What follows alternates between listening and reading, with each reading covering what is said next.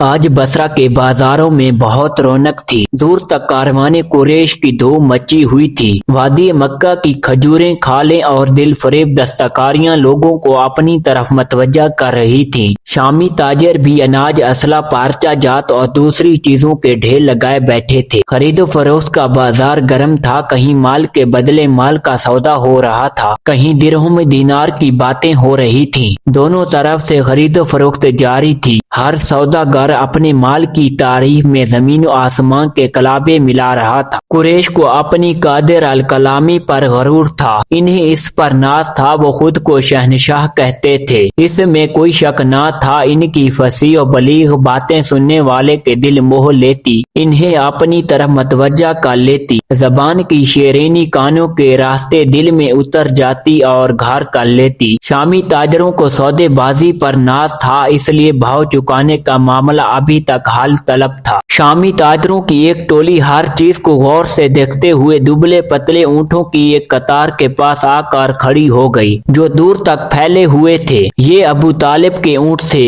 यहाँ सामान्य तिजारत के ढेर एक ही जगह लगे हुए थे। अबू तालिब ने सामान्य तिजारत को इस तरह सजा रखा था कि हर ताजर की निगाह इस पर मरकूज होकर रह जाती। बढ़ चढ़ कर बोलियां लग रही थी। मोल तोल का शोर जारी था। लंबी कबाओं, अबाओं और तोंदों वाले शामी ताजर आपस में उलझ रहे थे, चीजों को परख रहे थे, मोल तोल में मसरूफ थे। कुछ तो इनमें आपस में उलझ रहे थे, एक दूसरे को बुरा भला कह रहे थे, एक दूसरे पर कीना, झूठा और धोखेबाजी का लेबल चिपसा कर रहे थे। कुछ ऐसे थे कि रश्को हसद से माल को देख रहे थे। कोई अबू तालिब के माल के ऐब गिनता तो दूसरा उसे अहमक, बेवकूफ, अंधा और नाजिन्स शनास कहकर इसका मजाक उड़ाता। हर तरफ सरगोशियों का बाजार गर्म था। कुछ ताजर माल सूंघते, उलट पुलट कर देखते और फिर हट कर आपस में सलाह मशवरा करने लगते। अबू तालिब निहायत तहम्मुल मिजाजी से अपने माल के हर एतराज का माकूल जवाब दे रहे थे, लोगों को मुतमईन कर रहे थे, गाहकों को कायल कर रहे थे। मोहम्मद सल्लल्लाहु अलैहि वसल्लम अब बचपन की हदूद से गुजर कर अहद शबाब में कदम रख चुके थे। वो ये सब को निहायत बारीक बीनी से देख रहे थे, जज़ब कर रहे थे। तिजारत का मशगला भी इनके लिए बेहद दिलचस्प था। मुशाहिदा की आंख से परख रहे थे, तिजारत के गुर देख और सीख रहे थे। ये भी एक दिलचस्प मशगला था। बकरियां चराने से तो ये काम बहुत ही दिलचस्प लग रहा था। दूसरी तरफ अबू तालिब के साथी हैरान थे कि आखिर शामी ताजरों को क्या हो गया है। कोई इधर का रुख ही नहीं कर रहा। सब अबू तालिब के माल के गिर्द जमा हैं। इससे पहले तो कभी ऐसा ना हुआ था, फिर इस बार ऐसी कौन सी बात हो गई। शामी ताजिर अबू तालिब का माल खरीदने के लिए बढ़ चढ़ कर बोलियां लगा रहे थे।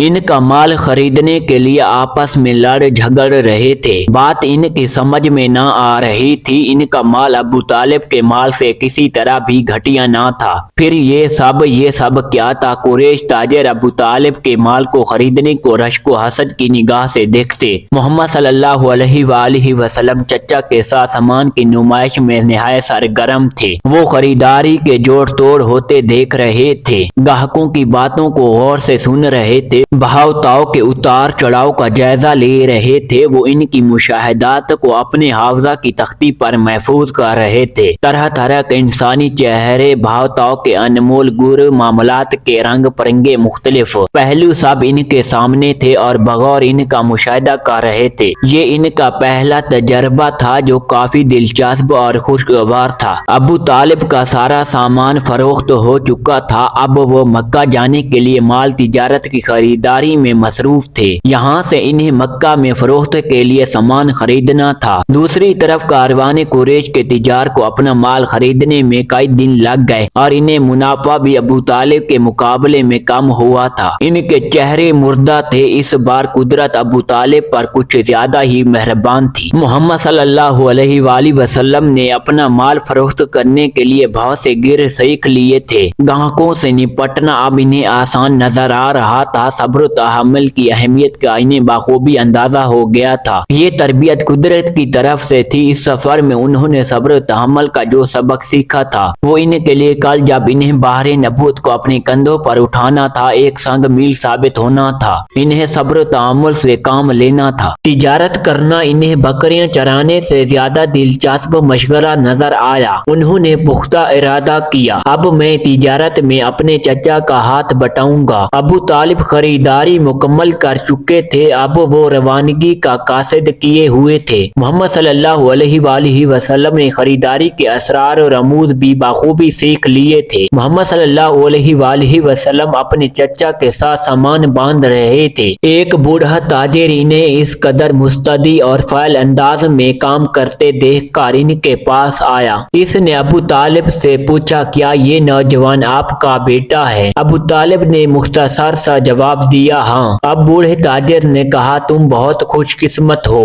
اس بچے کی پیشانی پر تدبیر اور معاملہ فہمی کے آثار حویدہ ہیں۔ اس کے چہرے میں بلا کی دلکشی اور آنکھوں میں غضب کی کشش ہے۔ اس قد و قامت اور اس سن کے بچے میں عجیب مقناطیسی قوت ہے۔ سنجیدگی اور زبان و بیان کی شیرینی صاف صاف بتا رہی ہے کہ یہ لڑکا غیر معمولی صلاحیتوں کا مالک ہے اور یہ ایک نہ ایک دن ستارہ بن کے چمکے گا۔ تم اس کی حفاظت کرو، میں تم سے سچ کہہ رہا ہوں۔ میں نے یہ بال دھوپ میں سفید نہیں کیے۔ میں نے کیس و کسرا کے درباروں میں گلفام شہزادوں کو دیکھا ہے، مگر یہ تمہارا لاڈلا لامی ہونے کے باوجود فہم و فرست میں یکتا و تنہا ہے۔ پھر بوڑھے تاجر نے محمد صلی اللہ علیہ وآلہ وسلم کا ہاتھ چومتے ہوئے کہا، جیتے رہو میرے بیٹے۔ کاروان قریش شام کے مختلف شہروں میں خرید فروخت کرنے کے بعد مکہ کی طرف محو خرام تھا۔ ابو طالب مطمئن تھے اس بار انہیں توقع سے زیادہ منافع ہوا تھا۔